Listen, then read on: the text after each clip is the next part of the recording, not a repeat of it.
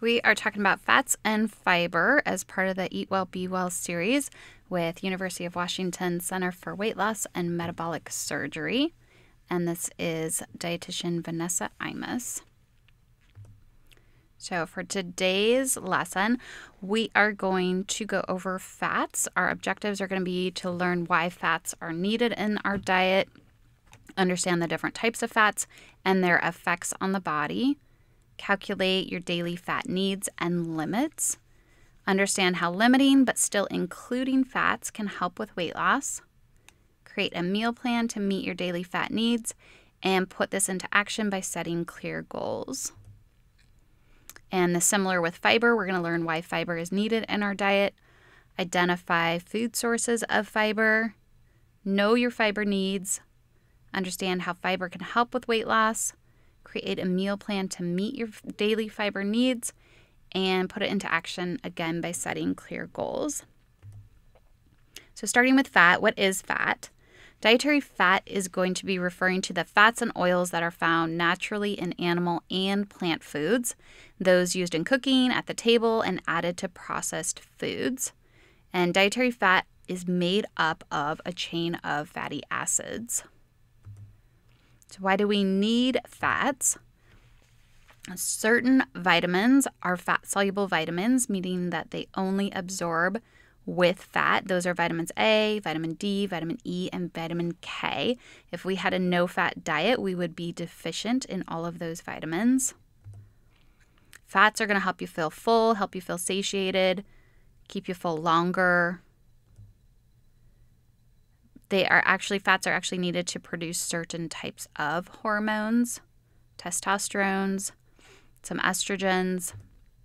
And they are also a source of energy. They provide calories, which is going to provide some energy. And fats are the component of cell membranes. So the phospholipid bilayer, which is what surrounds cell membranes, is made up of fats. Fats are also needed to build the myelin sheaths that surround nerves to help them send signals, conduct signals throughout the body. Also helpful for digestion.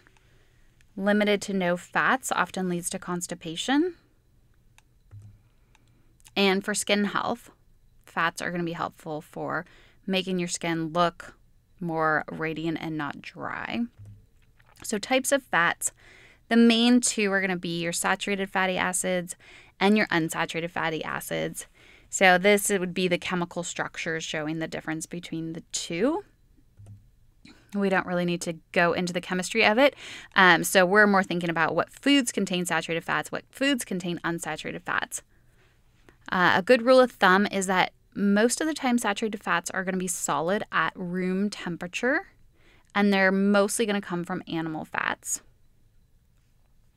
So you can see here, if you're looking at a piece of bacon and you see the marbling of fat in there, so that's going to be solid. If you're looking at something like butter, that's going to be solid. Unsaturated fats are going to be mostly plant fats, but you can see in the picture here, there is going to be some unsaturated fats in things like fish, in things like eggs, but most often they're going to come from plants, nuts and seeds, avocado. And then there's also a type of fat called trans fats, which is a man-made fat, and those come from mostly processed foods, particularly hydrogenated oils. So saturated fats, main sources, things like cheese, a lot of dairy products, cheese, butter, milk, lard, chicken, especially the skin. You won't find much in chicken breast, but chicken thigh or chicken skin. Red meats like beef, lamb, pork, those will be sources of saturated fats. They can raise the LDL cholesterol, which is the bad cholesterol, and increase inflammation in too high of amounts. So we don't have to avoid these altogether, but we do want to limit it to less than 10% of your calories. So here it gives you an example. If you were doing 2,000 calories a day, your limit for saturated fats would be 22 grams of fat. And that is within your total fat budget, which we'll talk about here soon. Unsaturated fats These are actually more helpful because they lower the risk of heart disease and stroke. They lower the LDL or the bad cholesterol levels while also increasing the good cholesterol, the HDL cholesterol. They can lower triglycerides associated with heart disease, fight inflammation, and prevent atherosclerosis, that's always a hard one, which is the hardening and the narrowing of the arteries. So unsaturated fats, they are actually broken down into different types. There's monounsaturated fats and polyunsaturated fats. And typically most foods that contain unsaturated fats contain a combination of both of those. So you can see sources are going to be very similar. Nuts and seeds, vegetable oils. Also within polyunsaturated fats, there's a type called omega-3s. Some of you have probably heard of omega-3s. And these types of unsaturated fats are really helpful for reducing inflammation, really helpful for improving cholesterol levels, improving triglyceride levels, brain health. And examples would be things like salmon, herring, sardines, tuna, and then some of your plant sources would be things like walnuts, flax, chia, and hemp. So when we talk about trans fats, these are the ones I mentioned are usually man-made fats, and they are hydrogenated oils. So in order to make trans fats, it was taking a liquid vegetable oil and pumping it with hydrogen, which makes it stable at room temperature. So you can think of an example like shortening. That's a vegetable oil where you're then adding hydrogen, and that's making it so that it can sit on the shelf for a long period of time. So that's really helpful for preserving products, for things to be on the shelf for a long period of time instead of getting thrown away or having to be stored in the refrigerator.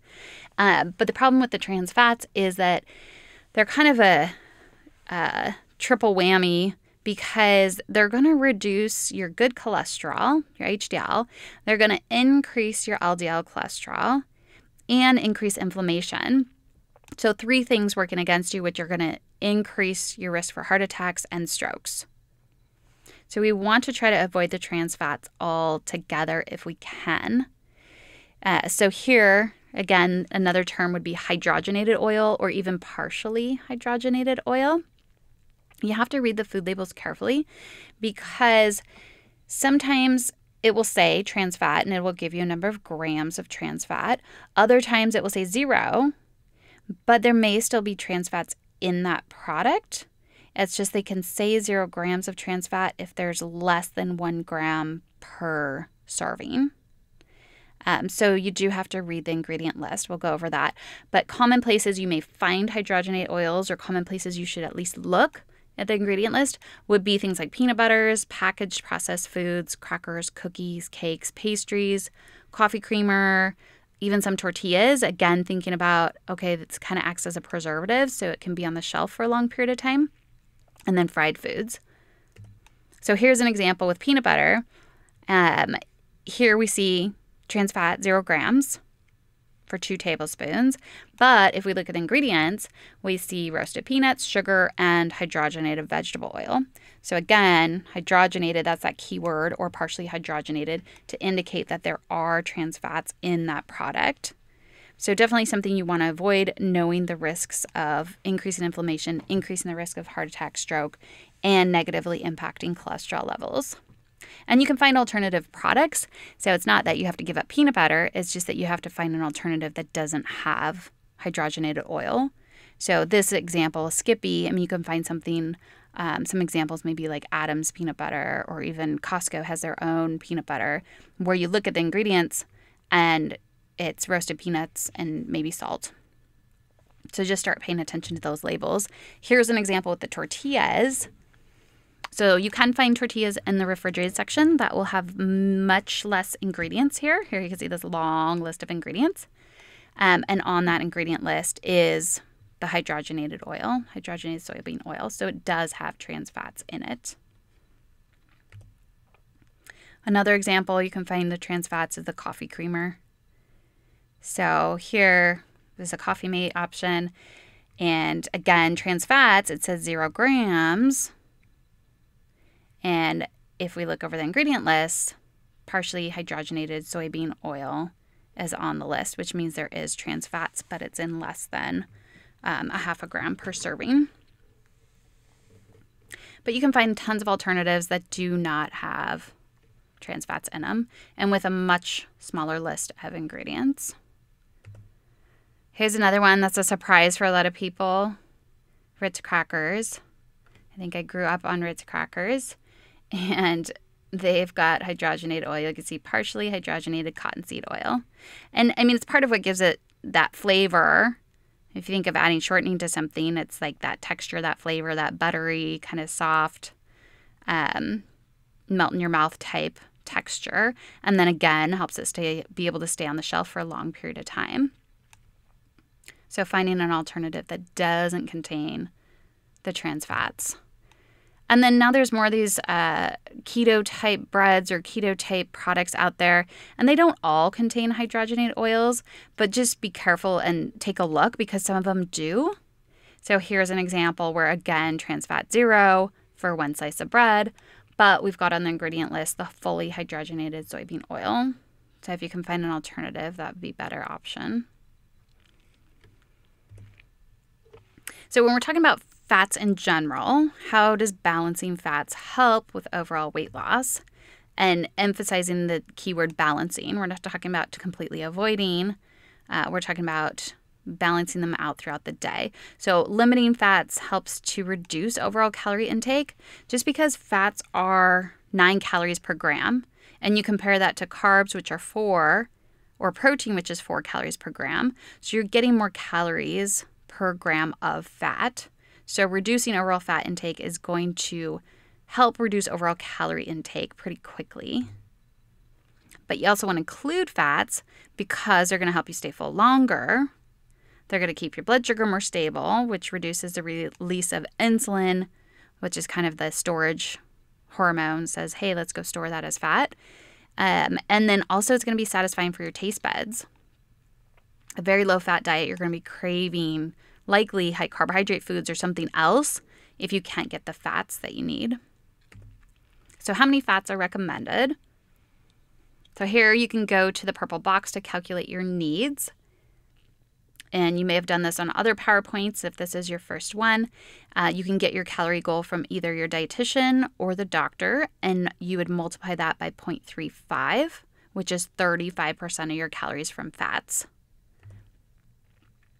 And that's kind of what we target with our program, is about 35%. If you're at 30 or you're at 40, no big deal. That's kind of your average, what you want to target. And so here's an example. If I was doing 1,600 calories per day, multiply that by 0.35 or 35% of my calories from fats, I'm going to come up with 560 calories worth of fats, which again, I don't know what that means. I need to put it into grams to actually be able to calculate it throughout the day. So I got to divide by 9 because, again, there's 9 calories per gram of fat. And that gives me 62 grams as my target per day. So take a minute to fill that in for you if you don't already have that information.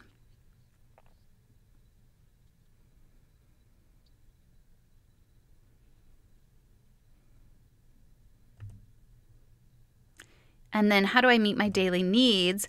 So the same thing we do with the protein and the carbs is really trying to distribute those fats throughout the day. We don't want them all at one meal. We want to get the satisfaction of having fats at most meals throughout the day. So if we were going to divide that up, our total fat goal between 3 meals and 1 to 3 snacks, we would take that total grams of fats per day, multiply by 0.25 or divide by 4 to get our number of grams of fat per meal. And that'll give us how many grams of fat we need per meal 3 times a day. And then that'll leave us that same number we divided into 2 if we're doing 2 snacks a day, or divide that into 3 if we're doing 3 snacks a day. So typically, with most people's calorie goals, this is going to be equivalent to somewhere between 15 to 20 grams of fat per meal, 7 to 15 grams of fat per snack. So the lower end is people that have lower calorie needs, The higher end is people that have higher calorie needs. But again, if you're doing the calculations, you're going to get your exact number. So what is the limit for saturated fats? We want to keep our saturated fats to 10% of total calories or less. So how many grams of fat does that equate to? And again, you can go through the purple box and do your own calculations. Here's the example.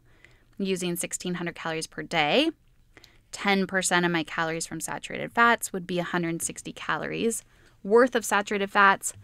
Now I want to turn that into grams. There's 9 calories per gram. So my daily limit on saturated fats would be 17 grams. And that's included in your total fats. If my total fats allowed was 60 grams, I could have up to 17 of those 60 grams from saturated fats. And again, you don't have to completely avoid the saturated fats. It does provide some of the structure to the outer layer of your cells, whereas the unsaturated fats are helping with the fluidity for things to come in and out of the cells. It's just we don't want too much saturated fat because that can increase the cholesterol levels or the risk for heart disease. So here this table gives you examples of the fat content of common foods along with how many grams of saturated fat they contain. And the difference between this total grams of fat and saturated fat is going to be the number of grams of unsaturated fat. So you can see something like peanut butter has 8 grams of fat. Only 1.5 of that is saturated fat. The rest is unsaturated fat. Butter has 4 grams of fat. Half of that saturated fat versus olive oil where same number of grams of fat for 1 teaspoon, but your saturated fat's less than 1 gram. Yes, coconut oil is a source of saturated fat. It typically is helpful in that it increases your HDL cholesterol, but it does still increase your LDL cholesterol. So it's got some beneficial properties, but it does still act as a saturated fat in increasing your LDL cholesterol. Cheese is a big one for most people in terms of saturated fat intake throughout the day. Because if you look at 1 ounce of cheddar cheese, which is a little bit bigger than like a string cheese portion, you've got 6 grams of saturated fat. So if you're somebody that puts cheese on your eggs, cheese on your sandwich, cheese on your dinner, that can add up to quite a few grams of saturated fat throughout the day. And then if you go down here and you look at nuts, yes, they are high in fat, 15 grams of total fat, but only 2 of that is saturated fat. So most of that is unsaturated, the healthy fats. And then on the other side here, you'll see the different meats. So serving size, most of these are 3 ounces. And you can see the difference in the grams of fat depending if you get lean ground beef, 75% lean, or is it 90% lean. It's going to really make a difference in your total fat and your saturated fat intake. And then if you look down here, delicious ribs, 24 grams of fat, 10 grams of that is saturated fat. So be careful with some of those foods. Chicken wings are another one. If you're having 3 small chicken wings, you've got 14 grams total fat, 3 grams of saturated fat, and compare that to 3 ounces of chicken breast. Well, my fat intake is only 3 grams of fat, and my saturated fat's only 1. Same with something like sausages. Here's kielbasa sausage. If I switch that to a chicken sausage, my fat intake, my saturated fat intake is going to be much, much lower. And for those of you that are tracking using the online apps and websites, it's going to give you the exact number of grams of fat. It likely won't tell you saturated fat, but it will tell you your total grams of fat. So you can see how that compares to your daily needs. So here's a typical day to meet your dietary fat needs. One example, 1,500 calories. The other 2,000 calories, and how much fat would be 35% of your calories coming from fat. Here, 58 grams. Here, 78 grams. So you can see whole grain slice of bread.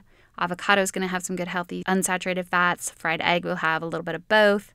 And then you've got some berries on the side. Here you've got some unsaturated fats from your nuts. Piece of fruit. You've got lunch. Maybe your burrito bowl. You may use olive oil to cook your fajita veggies in, which would be unsaturated fats. Snack, maybe you've got a piece of string cheese, which is going to be high in saturated fats, and a piece of fruit. And then dinner, here you've got your heart-healthy omega-3 fatty acids in the salmon, which is an unsaturated fat, and maybe some whole grain, some broccoli, and more unsaturated fat from your olive oil. So you can see how there's a little bit of fats in every single meal. And same with over here. Here you may get a larger portion, like a half an avocado versus a quarter of an avocado, because you get more calories and more fats overall. Same sort of snack, larger portions with lunch, same sort of snack, and then larger portions with dinner. So now moving on to fiber.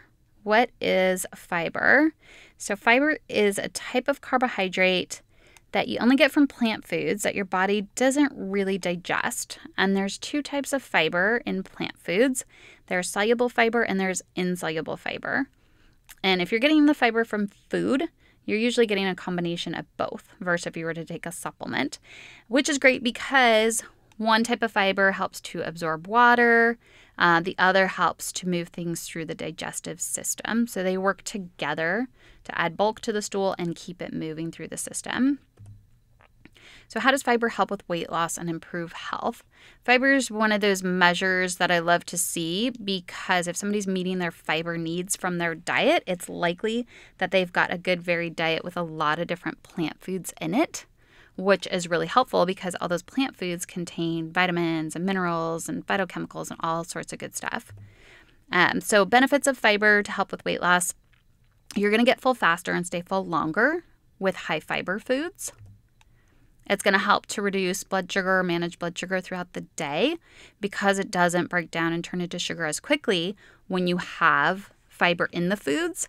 And essentially, since it's not breaking down and turning to sugar, even though it counts as a carbohydrate, most carbohydrate breaks down and turns into sugar except the portion of it that is fiber. So you're not absorbing as much carbohydrate from your food when it's high in fiber. Fiber also can help bind up cholesterol and toxins to excrete them from the body. I mentioned how it can reduce the amount of carbohydrates absorbed, or you may have heard the term like net carbs. Net carbs is essentially your total carbohydrates subtract out your fiber because you're not going to absorb the fiber. It's not going to turn into sugar and absorb in your bloodstream like the rest of the carbohydrates will. And then as I mentioned, your high fiber foods, because they're plant foods, contain more nutrition. There's more vitamins and minerals, antioxidants, phytochemicals, things that keep you healthier and that help your body run more efficiently. And then fiber is going to be the main source of food or the main source of fuel for the beneficial bacteria, the probiotics that live in your gut. So they feed off of this fiber because, again, it's going through undigested and going to your GI tract and feeding these beneficial bacteria, which helps them thrive, helps them live, which helps keep the bad bacteria out. So if we're not feeding them this good fiber, then it gives the bad bacteria more of a chance to come in and take the place of the good bacteria, which can lead to sugar cravings. It can lead to digestive issues.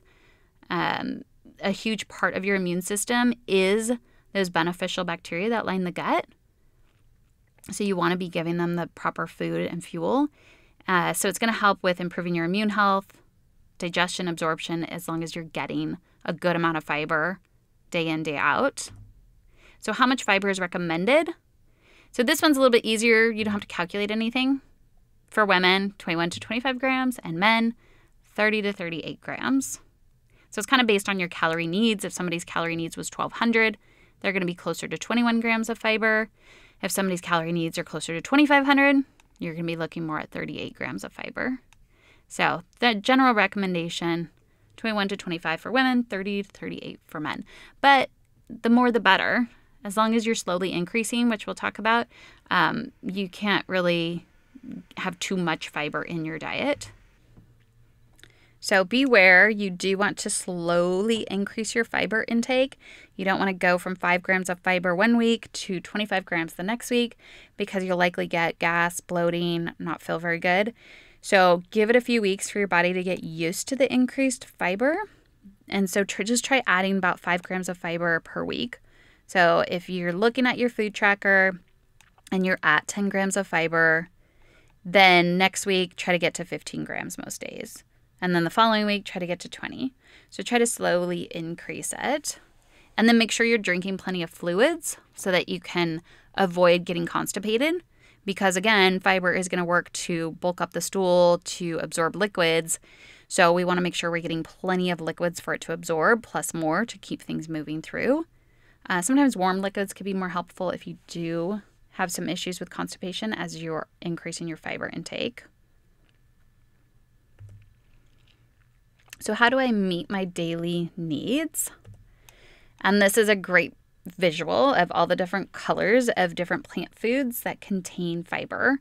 You're going to get your fiber from vegetables. You're going to get fiber from fruit, from beans, from lentils, from nuts, seeds, whole grains. Those are all going to be great sources of fiber. So again, think of what are my plant foods in my diet, because that's where your fiber is coming from. What's growing from the ground or a tree, that's where your fiber is going to come from.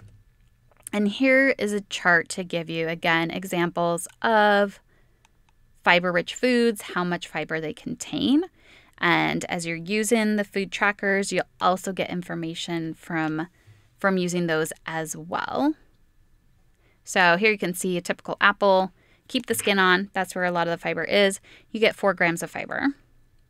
If you're doing half a cup of something like berries, you get 4 grams of fiber. And then going down, most veggies, a half a cup cooked is like 2 or 3 grams of fiber. Not that you have to cook them, but that's just for measurement purposes, because a half a cup of cooked broccoli may be a full cup of raw broccoli. So that's either one of those, a cup of raw broccoli or a half a cup of cooked, is going to be 2 or 3 grams of fiber. Something like spinach, if it's raw, about 1.5 grams, whereas other lettuces would be about a half a gram. So it's great to be doing a salad, but see if you can add in some chopped up veggies with it to bump up the fiber. Or avocado, quarter of an avocado, you got 3.5 grams of fiber. So that's a pretty big chunk if you like avocado. And then for those that like beans or lentils, you get quite a bit here. Half a cup of beans, half a cup of lentils, 6 to 8 grams of fiber. And compare that to something like brown rice. Yes, brown rice is a whole grain. It's great. It's going to be better than white rice. But your fiber content's 2 compared to the 6 to 8.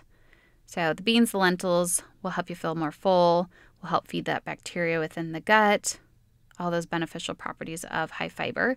There's some newer pastas out there. I don't know if anybody's seen them, like red lentil pasta, chickpea pasta. And since those are made out of beans or peas or lentils, they are going to be higher in fiber as well. So you've got 6 grams of fiber compared to just like a regular enriched spaghetti is only going to be 3. If you go for the whole grain, you can get up to 7 grams of fiber for the same portion. And then here you've got things like steel cut oats, rolled oats, and compare that to instant oatmeal. So instant oatmeal is going to be much lower in fiber compared to if you're making your own from the rolled oats or the steel cut oats. And some great additives, if you haven't tried before, flax seeds, chia seeds, those can be great to add to things like oatmeal or add to things like yogurts because they contain quite a bit of fiber for a small portion. 1 tablespoon of chia seeds is about 4 or 5 grams of fiber. And if you haven't tried them before, they kind of look like little black poppy seeds that you can find next to the flax seeds or the other nuts and seeds. And they don't have much flavor, but they're full of fiber and other nutrients. So that's kind of an easy add. A quarter cup of nuts, 3 grams of fiber. Every cup of popcorn is 1 once it's popped. And then hummus is going to have a little bit too. So if one of your snacks was an apple and a quarter cup of nuts, you've got 7 grams of fiber right there. So if your goal was 25 grams, that's quite a bit for just a snack. So it's really just thinking about what's my fiber, what's my plant food, at every snack or meal. So think back to the meals you've had today or the meals you have planned for the rest of the day and how you might be able to meet your fiber needs. Most people are not meeting their fiber needs. I forget the statistic, but it's pretty low, the amount of people that actually meet their daily fiber needs. And sure, you could add a supplement, but again, it's not going to be the same as if you're getting the fiber from your food, because you could have 5 grams of fiber in your daily diet, or you could have 25 grams of fiber in your daily diet. And that makes a big difference because that 25 grams of fiber in your diet is coming from plant foods. Again, all those nutrients that come with the plant foods, you're getting those benefits as well. Versus if you have 5 grams of fiber in your diet and then you just add a supplement, that supplement's not going to give you antioxidants and vitamins and minerals like the fiber-rich foods are. So take a minute to look back at breakfast or lunch or what you're having for lunch or dinner and how you might increase the fiber intake.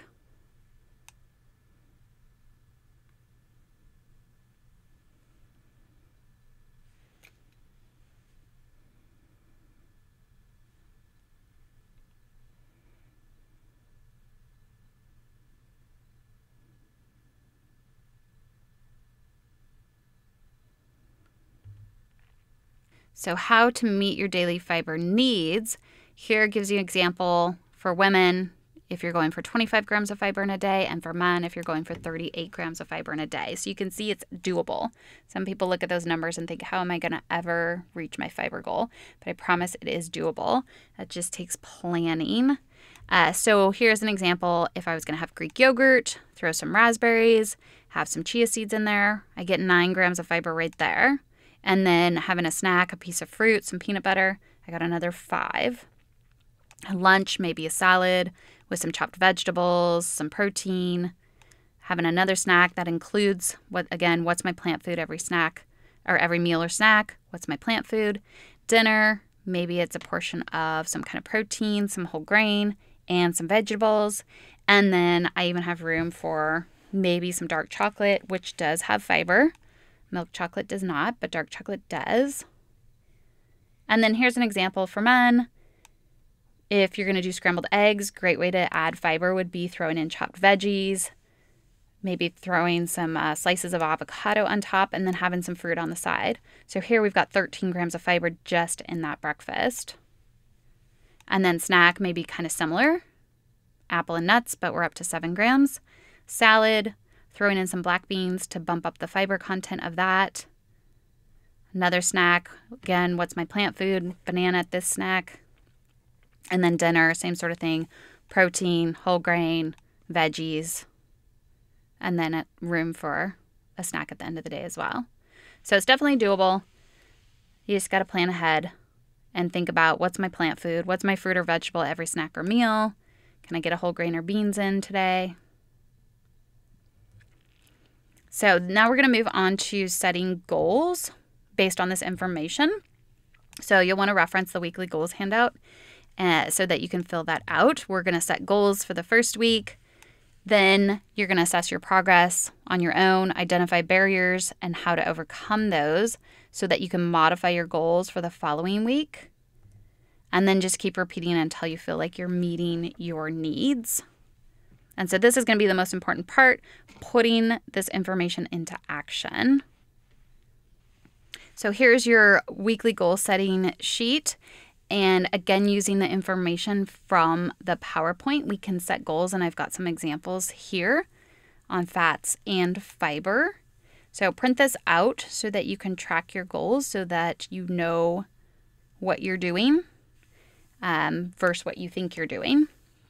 So my first goal may be limiting my saturated fats by using olive oil instead of butter on my cooked vegetables. So what's my possible barriers or strategies? Well, I could strategize by putting the olive oil on the counter and then putting the butter away and keeping it in the fridge so that I'm more likely to see and use the olive oil. And then I could find recipes online for new ways to cook vegetables. And you may not come up with these barriers or strategies until you try to put this into action. You may just come up with this goal, again, being as specific as possible so that you can visualize doing it. And then once you go to track, here's your tracker. This will be goal number 1. I would mark off with an X, a smiley face, a gold star, whatever I want. I would mark off every day I was able to complete that task. And then I can assess, okay, well, that was my goal was 5 days a week and I only hit it 3. Okay, what's getting in the way? And then I can start to brainstorm what are some barriers getting in the way and how can I overcome them? So you may just be doing this part right now and coming back to this part. But if you are able to think of some barriers and strategies right now, even better. So for this example, maybe I will commit to including 20 grams of fiber in my diet 3 days a week. So just to point out, 20 grams wasn't one of the goals. It's 21 to 25 for women, 30 to 38 for men. But really thinking about progress, we don't have to be at that perfect level where we're doing 25 grams of fiber every day of the week. What is going to be progress? So that's why I chose the 20 grams 3 days a week, because I feel like that might be hard enough. And so how am I going to make this happen? Well, I'm going to track my fiber intake using my online tracker, like the Verytastic or the MyFitnessPal. And I will add chia seeds to my oatmeal, and I'll also add fruit for my afternoon snack. So really visualize how you're going to do it. It's great to say you're going to hit 20 grams of fiber, but you have to know how you're going to actually do it. How are you going to put that into action? So tangible would be I'm adding chia seeds and I'm adding fruit for my afternoon snack. And to make that happen, I may need to also write down, I need to go to the store to purchase chia seeds, or I need to take them out of the cupboard and put them on the counter so that I see them and remember to use them. I need to pack my snack the night before I go to work so that I remember to bring the fruit with it. So come up with those barriers, those strategies. Do the tracking for a week. See how you do. Things are going great. You want to continue with that goal? Great. You've got week 2 to track. Or maybe it was hard. Maybe it was really difficult to get to 20. So you want to change that to 15. So your goal the next week is going to be hitting 15 grams of fiber 3 days a week. But this will be the most important part. This is your homework to print this out, put it somewhere you'll see, and fill it out for the next couple of weeks so that you can really focus on what you want to change around the information you got today about fats and fiber. And we'll see you in one of the next PowerPoints.